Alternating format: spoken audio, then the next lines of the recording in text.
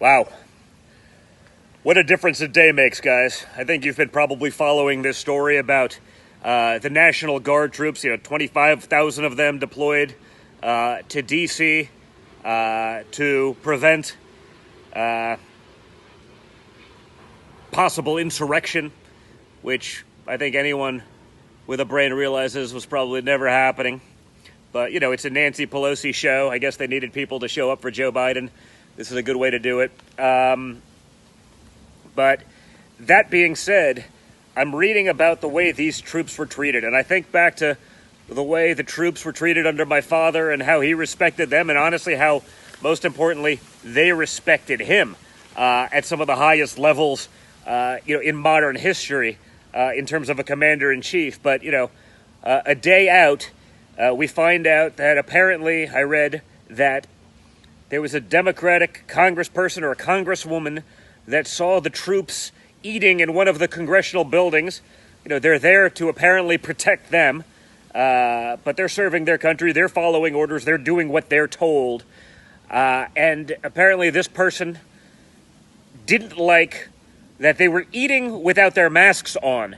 She felt threatened by that it was dangerous. Now, I don't know how you eat with a mask on. You take it off to eat. It's not realistic, although we have politicians saying that you should put the mask on between bites. These are the geniuses that are running our country.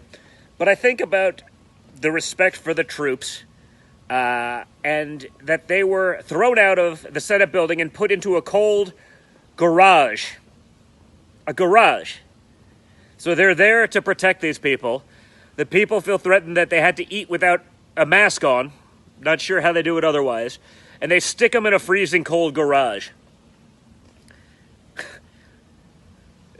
Man, it's going to be a long 4 years, folks.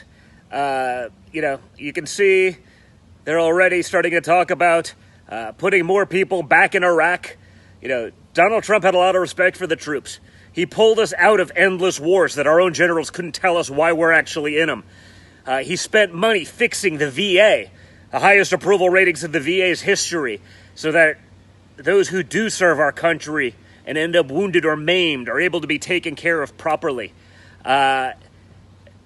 He rebuilt the military. Rather than letting it get dilapidated and starting new wars, he ended wars and rebuilt the military, so if we actually ever had to go to war, we were ready. When I think about, the way Trump handled things, and then I look at what happened on day one of Joe Biden's administration, I look at Benghazi under Barack Obama, leaving our troops there, our guys there on a rooftop, my friend Mark Geist and others, Tig, all those guys. It's just sick.